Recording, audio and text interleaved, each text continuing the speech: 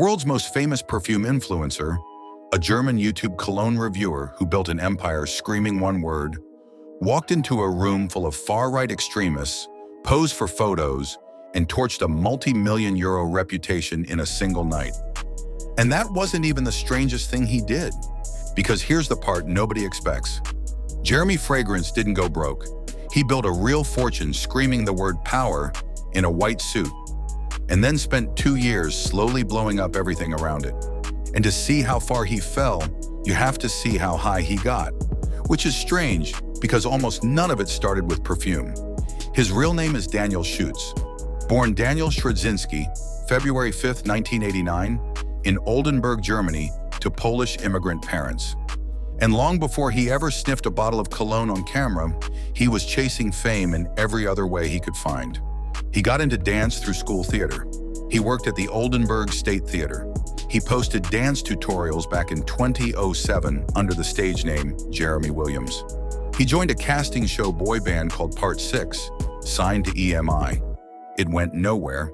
He dropped a solo track called All of Me in 2011. He modeled. He briefly studied industrial engineering. None of it stuck. And here's the thing. Jeremy has been brutally honest about what perfume actually meant to him. His exact words to Euronews: "I didn't have a big passion for fragrance.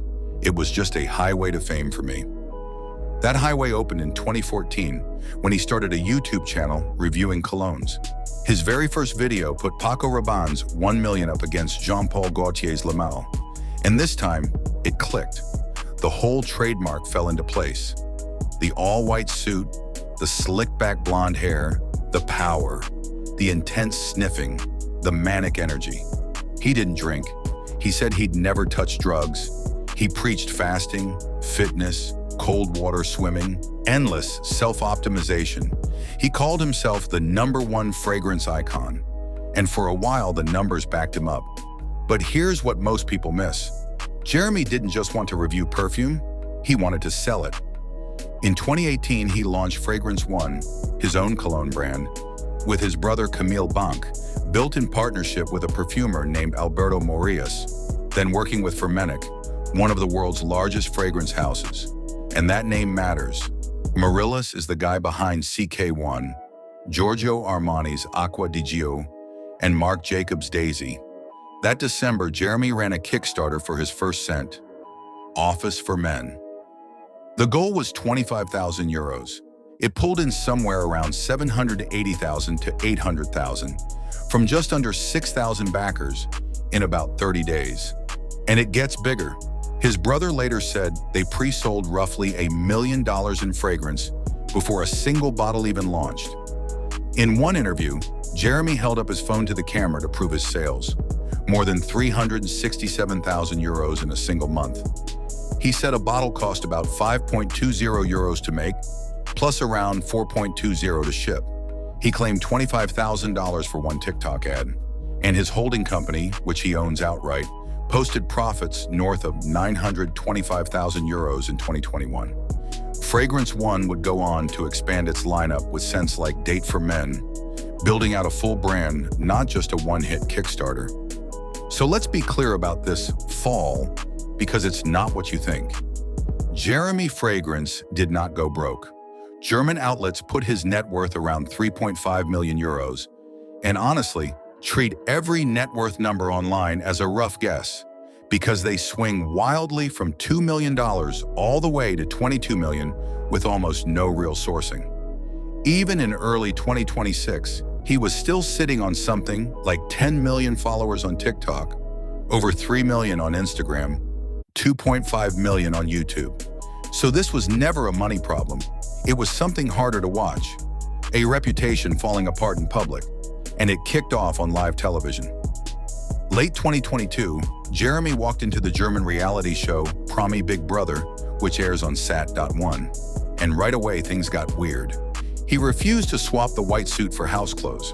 He fasted, water only, for around 8 days, which spooked viewers enough that people online started openly guessing he had an eating disorder. He clashed over and over with a fellow contestant, Valentina Doronina. And then after just 6 or 7 days, he quit. walked out on his own saying he was sure he'd win if he stayed. His words, "I believe I would even win this if I stayed." And it gets worse. May 2023, Jeremy shows up as the opening guest at Germany's OMR Festival in Hamburg in a session built around how he wins the attention game. He used that stage to make crude, sexist comments about women and sex, crass enough that German outlets reported on it and social media turned on him fast. His defense was the one he always reaches for. "I have never taken drugs in my life. I don't even drink alcohol. I have a pretty intense mindset, and I'm ethically very cool." And that was the pattern setting in. Do something shocking, then insist the whole thing was a calculated act. To be fair, that's exactly how he's always sold it. Back in 2021, on German TV, he said, "I support my entire family by fooling around like an idiot. It's just that I make a lot of money with it." His own brother called him eccentric in a way, very polarizing, someone who's always keeping the people engaged. So the question hanging over all of it, how much was performance and how much was a guy genuinely coming apart? Even journalists couldn't agree. Airmail called him an air-punching, peacocking, semi-psychotic whirlwind. But that's a writer reaching for a phrase, not a diagnosis. There is no medical or psychiatric diagnosis of Jeremy Fragrance anywhere on record, and he's always denied drug use. Whatever you want to call his behavior, that's a line the facts won't let us cross. But performance or not, in December 2023, Jeremy did something no sponsor could laugh off. He showed up at a gala thrown by the New York Young Republican Club with Donald Trump as the keynote speaker. And then he posted Instagram stories posing with a whole lineup of German and Austrian far-right figures. Among them, Alexander Kleine of the Identitarian movement, a group formerly classified as far-right extremists by Germany's domestic intelligence agency, the Bundesamt für Verfassungsschutz, or BFV. David Bendels, publisher of an AfD-aligned outlet, Austrian right-wing populist Gerald Gross. AfD politicians were reportedly in the photos too. And this is where the damage got real. Sky Deutschland, which had just released a 5-part documentary about him 2 months earlier, pulled the show. Their statement to Der Spiegel, Germany's leading news weekly, was blunt. They clearly distanced themselves from any far-right content and pledged to strip the documentary from every one of their platforms. The discounter Aldi Nord, which had done a one-off collab with him earlier that year, deleted their videos and ruled out any future work, saying Aldi Nord is a discounter for everyone, regardless of gender, origin, skin color, religion, political conviction, or sexual identity. His book publisher, Heel Verlag, said it had nothing else planned with him. And Jeremy's response? He told Business Insider he didn't even know what Gross stood for, that he just takes photos with people who seem likable. But instead of a comeback, what came next was the strangest turn of all. Since around 2022 and 2023, Jeremy has rebuilt his entire persona around Christianity. His Instagram bio now literally calls him the #1 fragrance icon that follows the teachings of Jesus. He told Vice in 2024 that he'd sold his Ferrari about 3.5 months earlier, and that faith had taken over everything. His words, "I have experienced the peaks of financial, the peaks of sex, the peaks of social recognition. The biggest thing for me now is the faith."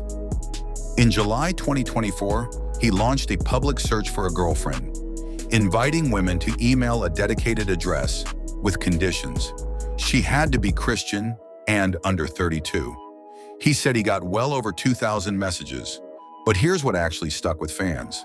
Not the faith, the physical change. By early 2026, German outlets were describing an influencer who had, in their words, drifted away. Fans reacting to his recent videos, including one clip of him riding a bike shirtless in winter, were leaving comments like, "He needs help," and "Bro, I'm worried about your health." The high-energy showman in the white suit had started to look gaunt and pale, and his own audience wasn't laughing anymore. So where does that leave Jeremy Fragrance? It's not the story you'd guess. He didn't go bankrupt. Fragrance One still runs. He still has millions of followers, and by the raw numbers, he's still one of the biggest fragrance influencers alive. The fall was never about money, it was about trust. This is a guy who told us again and again that the chaos was the strategy, that he was fooling around like an idiot because it made him rich. And for years, it worked. But somewhere between a reality show meltdown, a stage full of sexist remarks, a gala packed with far-right extremists, and a religious reinvention that left his fans genuinely scared for him, the performance and the person stopped being two separate things. That highway to fame he mentioned back in 2014, it took him exactly where he wanted to go. The problem is, nobody, maybe not even Jeremy, seems sure he can find the way back.